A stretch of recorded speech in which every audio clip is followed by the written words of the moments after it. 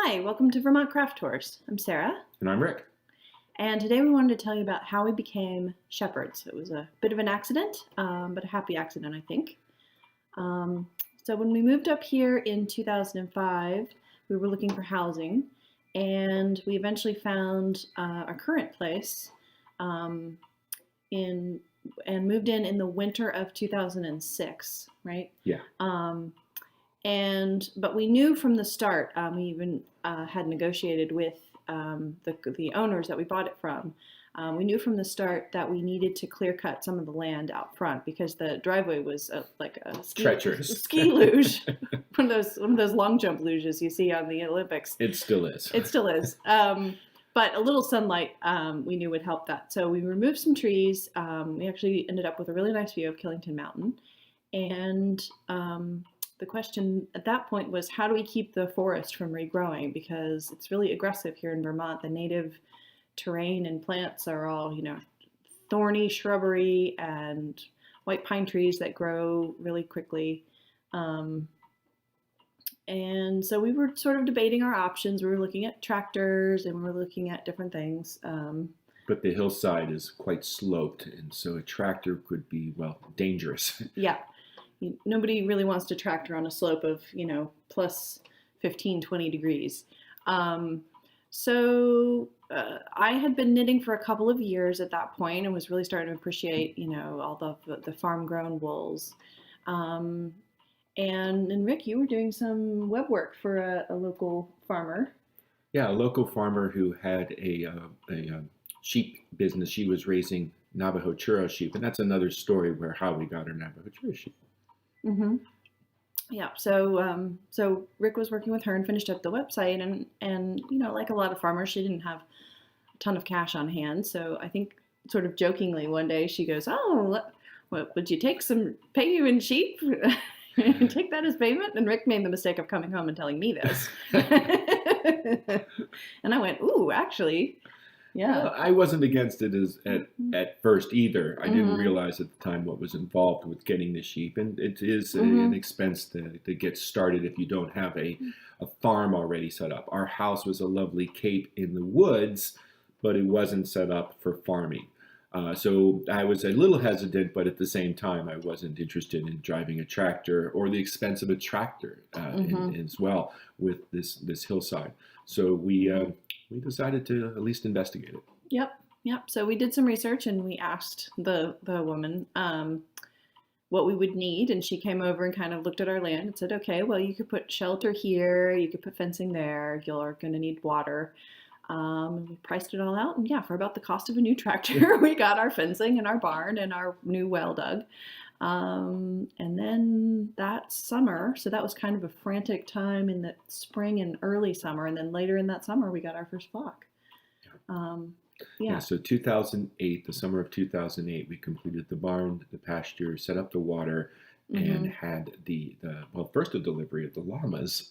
Right. The day before the sheep arrived, so that the llamas were here. And then we took a delivery of our sheep, and the rest is history, as they say. Yep.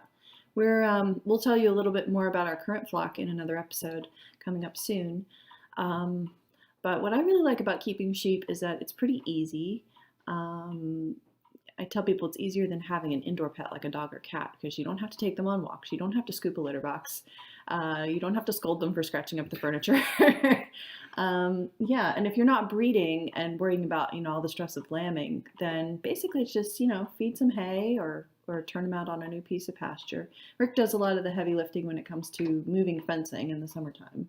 Right, and you help with all the heavy lifting, that is cleaning the barn. All the manure lifting, which we don't do as frequently as we could. We sort of save it up for special occasion and do a few cleanings a year.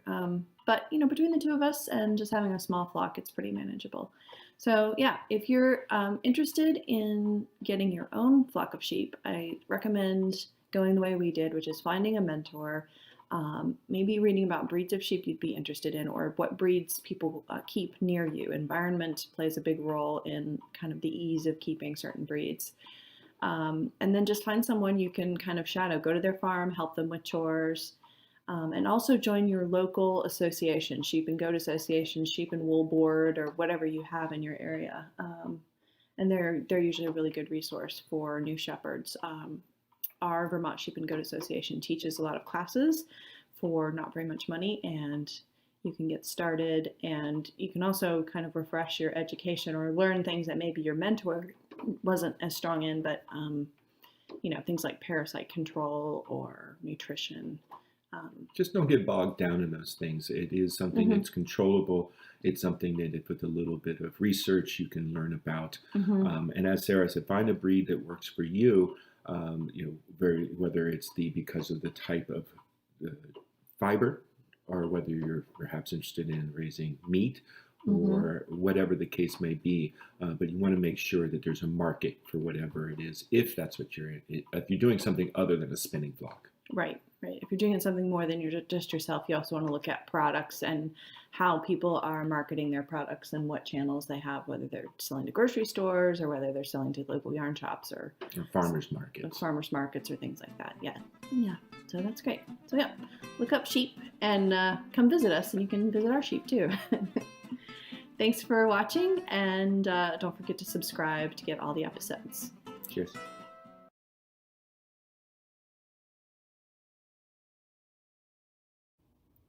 Hello, welcome back to Vermont Craft Tours.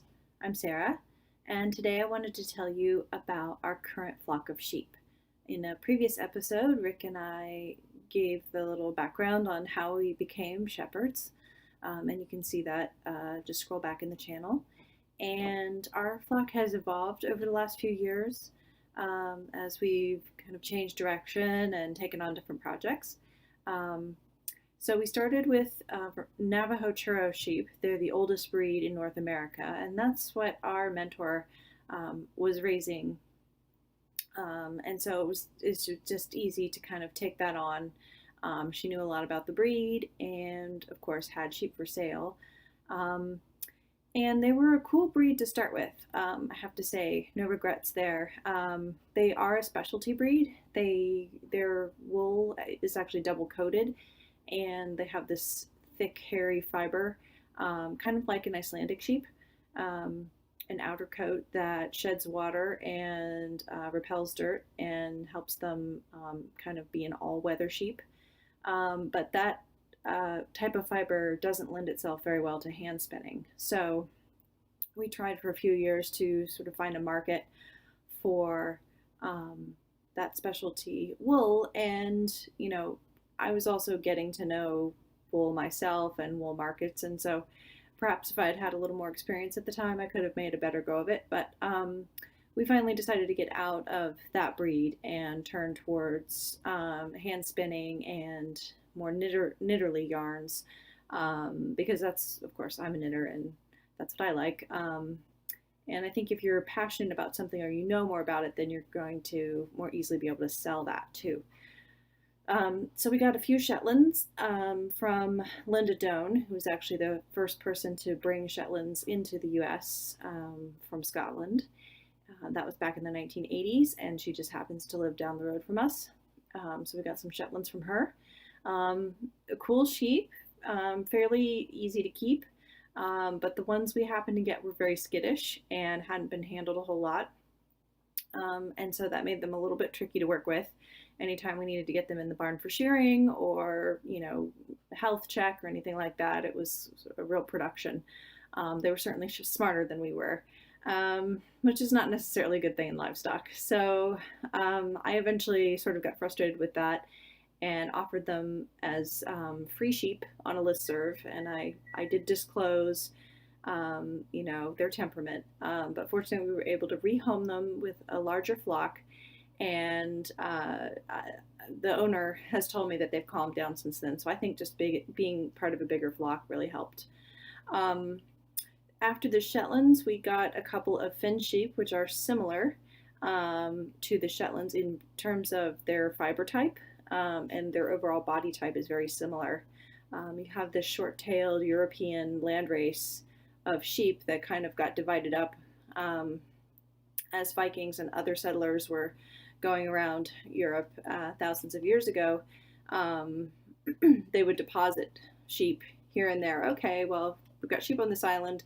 We'll come back next spring or summer and pick a few up. And okay, we need to go on a long journey. Let's put a few sheep on the boat and take them to the next place. So you've got kind of Finn sheep, Shetland sheep, Icelandic sheep. They all share some characteristics, and then they've all kind of diversified or diverged since the original landrace sheep. So Finns are in that group. And they have a nice soft fleece. It's very nice for hand spinning. Like the Navajo churros and the Shetlands, they come in a wide range of natural colors. And the two we got are actually show sheep. And so they're extremely friendly, which is a really nice change of pace. It's actually calmed down. The one Shetland we did keep, it's calmed her down because she's now around these really mellow, kind of dog-like sheep that like to be pet a lot. And that's Phoebe and Annie are their names. Yeah, they come up and get scritches, even from strangers, people they don't know. They'll just let you pet them. They're always begging for treats. So that's really fun to have. And then another key element in our flock is the llamas. And we mentioned them in the last video, but didn't really explain why llamas. So in Vermont, we have a lot of predators. We have hawks and fox and coyotes and stray dogs, fisher cats, all kinds of things that like to eat baby lambs and even will attack adult sheep. We also have bear that live up on the hill behind us. But they don't bother our flock because we have our bodyguards, our two big llamas. And the advantage of having some kind of large animal in with your sheep is that it's all about intimidation. That presence, that large animal there, a little coyote or a small predator is going to look at that and go, maybe I'll get lunch somewhere else. Llamas are naturally territorial. They naturally look out at their surroundings and keep an eye on things. And when they see something they aren't sure about or they don't like, they charge towards it. So rather than running away, they're going to face it off. They don't need special feed or special vet care outside of what the sheep need. So unlike a guard dog or livestock guardian dog, they don't need a lot of special different kind of care than the flock. And they, of course, give fiber. Our llamas actually come from a fiber farm, so they don't have a lot of the llama guard hair. Their fiber's very much like an alpaca. So I've had a number of yarns made with a blend of wool and llama fiber, and that's turned out really nicely. So that's why we went with llamas, but I know other people who have donkeys, a cow, a horse, guard dogs, so you can do what works well with your farm and your current setup. But if you are in a territory with high predation, I recommend getting some kind of big guard animal. But yeah, our fiber flock is at, so Cusco and Guinness are the two llamas, and they look after the sheep. They consider them their sheep. And if they sense danger or anything, they'll round everybody up and make them go to a certain place. And they're skeptical of strangers. They have kind of an aloof attitude when you go into the paddock to hang out with the sheep. They kind of come over and size you up, but they're not really into like being petted or anything like that. But they're good boys. They do a good job, and we're grateful to have them. Yeah, so I don't know if plans will change in the future, but right now we just have our little lawnmowers.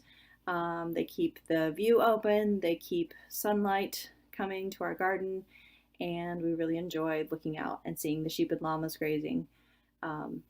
So thanks for joining me, and don't forget to subscribe to our channel for more information about our farm.